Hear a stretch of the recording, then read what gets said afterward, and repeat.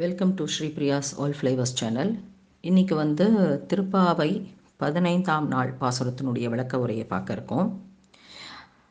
அதோட ஒரு ஆன்மீக தகவலையும் பகிர்ந்துக்க போகிறேன். அதுக்கு முன்னாடி என் சேனலை நீங்கள் சப்ஸ்கிரைப் பண்ணலைன்னா சப்ஸ்கிரைப் பட்டனை கிளிக் பண்ணி சப்ஸ்கிரைப் பண்ணிக்கோங்க. பக்கத்தில் இருக்கிற பெல் ஐக்கானை கிளிக் பண்ணிங்கன்னா நான் போடுற வீடியோஸ்லாம் உங்களுக்கு நோட்டிஃபை ஆகும். இந்த 15ஆவது நாள் திருப்பாவை பாசுரத்தை பார்க்குறதுக்கு முன்னாடி அந்த பாடலை முதல்ல பார்த்துருவோம். எல்லே இளங்கிளியே இன்னும் உறங்குதியோ, செல்லென்று அழையமின் நங்கை மீர் போதருக்கின்றேன், வல்லையுன் உன் கட்டுரைகள் பண்டே உன் வாயறிதும், வல்லீர்கள் நீங்களே நானேதான் ஆயிடுக, ஒல்லை நீ போதாய் உனக்கென்ன வேறுடையை, எல்லோரும் போந்தாரோ போந்தார் போந்து எண்ணிக்கொள், வல்லானை கொன்றானை மாற்றாரை மாற்றழிக்க, வல்லானை மாயனை பாடலோர் எம்பாவாய். அதுதான் அந்த பாட்டல். முதல் 2 வரியை பார்ப்போம். எல்லே இளங்கிளியே இன்னும் உறங்கதியோ, சில்லென்று அழையேன் மின் நங்கை மீர் போதருக்கின்றேன் அப்படிங்கிறது.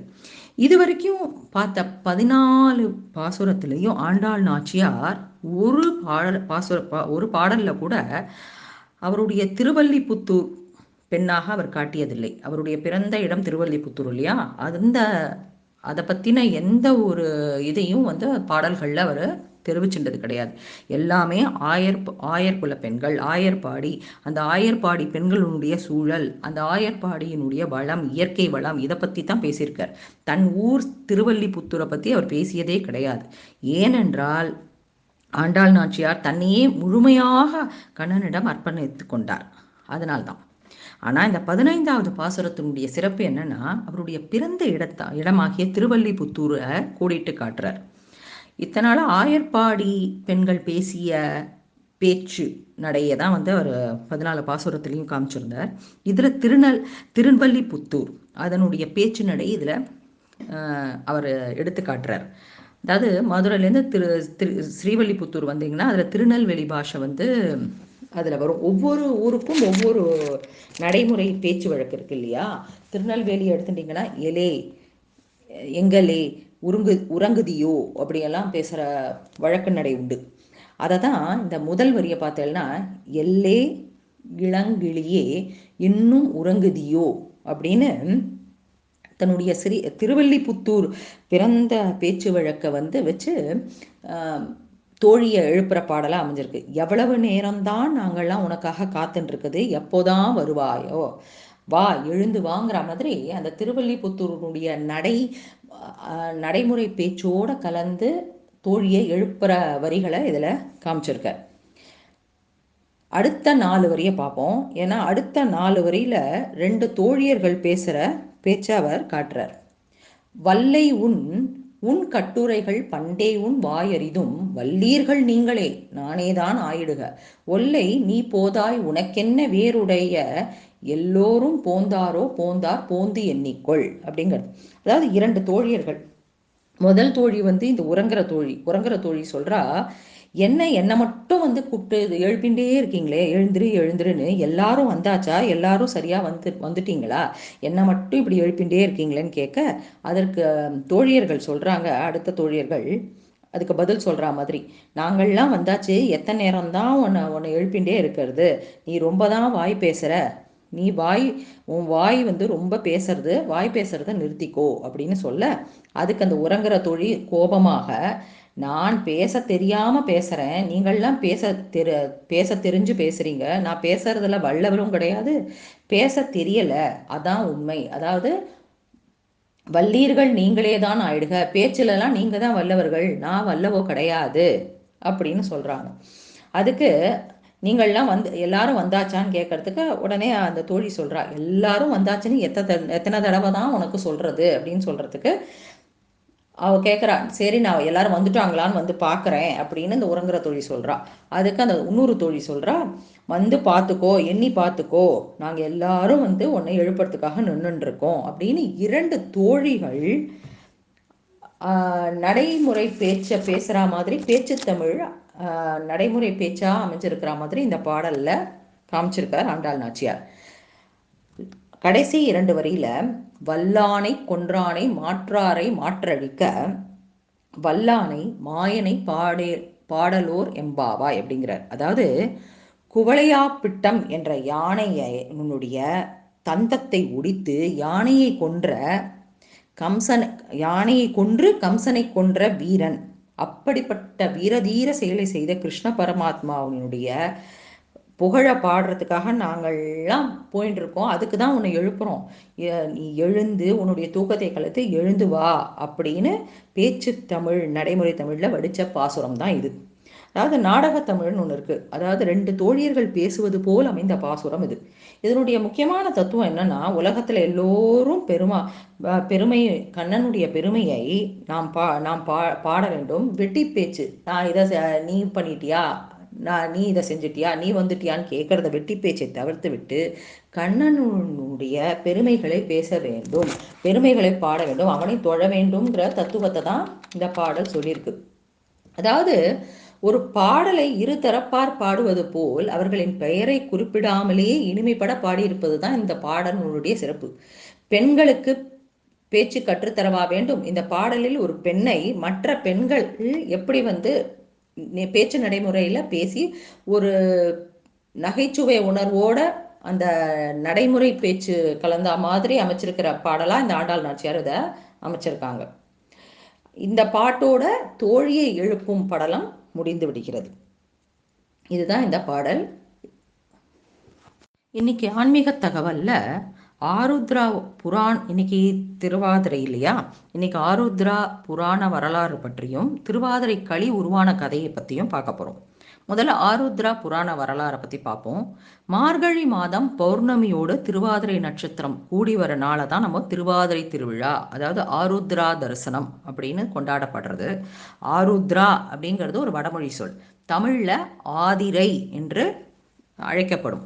அதோடு திரு என்ற அடைமொழி சேர்த்து, ஆதிரையோடு திரு என்ற அடைமொழி சேர்க்கறதுனால தான் திருவாதிரை என்ற சிறப்பாக கொண்டாடப்படுகிறது. திருவாதிரை அன்னைக்கு நடராஜ பெருமானுக்கு சிறப்பு அபிஷேகங்கள்லாம் நடக்கும், ஆராதனைகள்லாம் நடைபெறும். இந்த ஆனந்த திருநாளில் ஆனந்த தாண்டவம் ஆடும் நடராஜ பெருமானை சிதம்பரத்துக்கு சென்று தரிசித்தால் முக்தி உண்டாகும். சிவபெருமானுக்கு உகந்த நட்சத்திரம் திருவாதிரை. இதில் இந்த திருவாதிரையை பற்றி பல புராண கதைகள் இருக்குது. அதில் முக்கியமான 2 கதையை பற்றி தான் பார்க்க போகிறோம். முதல் கதை பதஞ்சலி வியாக்கிரபத்தர்.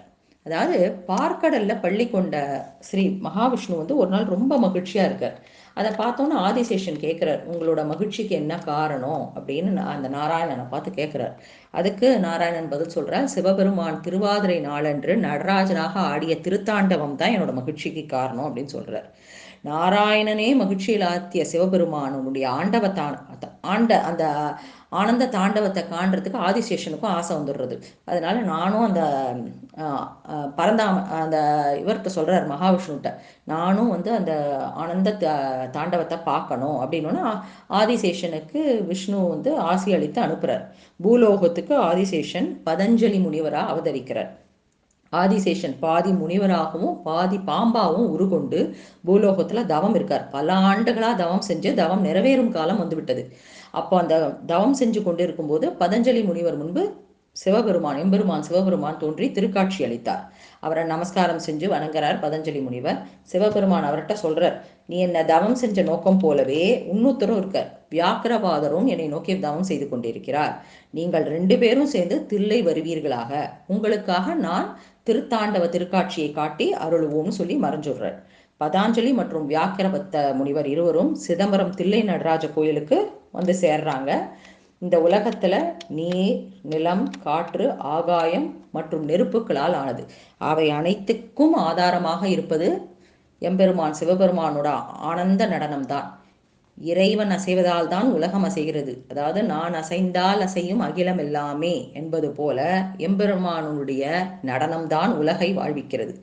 நடராஜரோட நடனம் மொத்தம் 108. அதுல சிவபெருமான் மட்டும் தனித்து ஆடியது 48.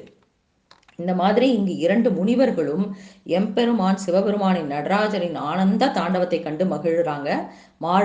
மார்கழி திருவாதிரையான அன்று எம்பெருமான் ஆடல் வல்லான் நடராஜரின் தரிசனத்தை கண்டால் தீராத நோய்களும் பாவங்களும் விலகும்.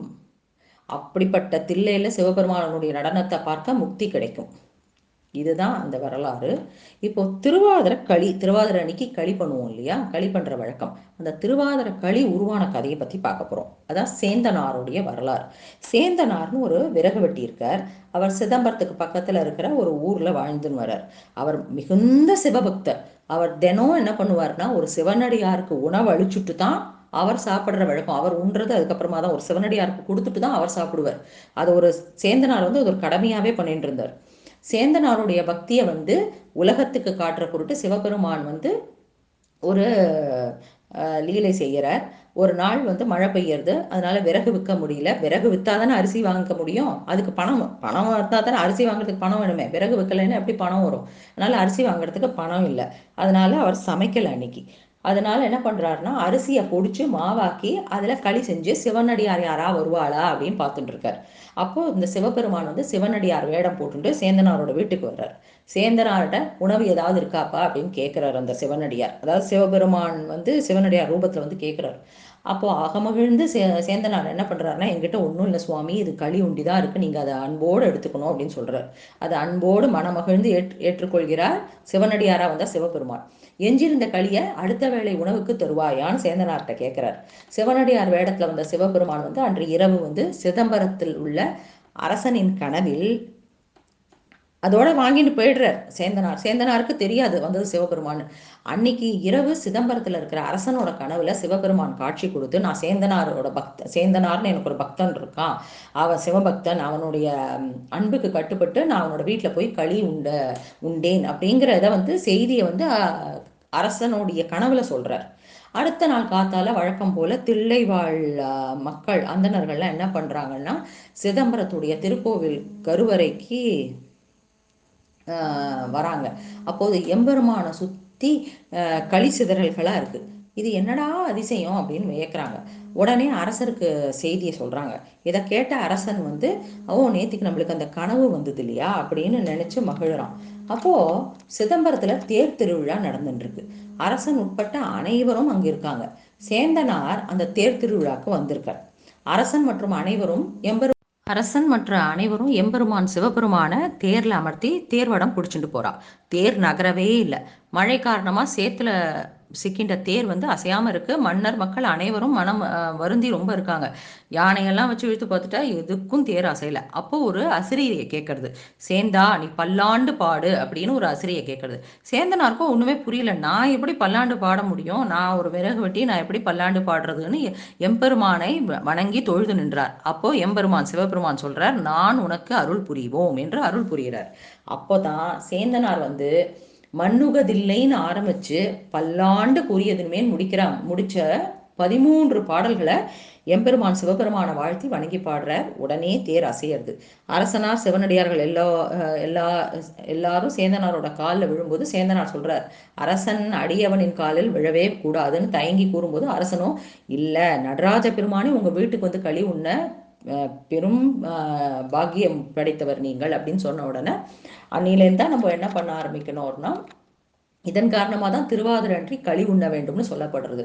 அதாவது களியை நம்ம திருவாதிரை களியை பண்ணி காத்தால பொழுது ரொம்ப சீக்கிரமா ஒரு 7 மணிக்குள்ள களியை பண்ணி சுவாமிக்கு படைச்சுட்டு தான் நம்ம இது பண்ணணும்.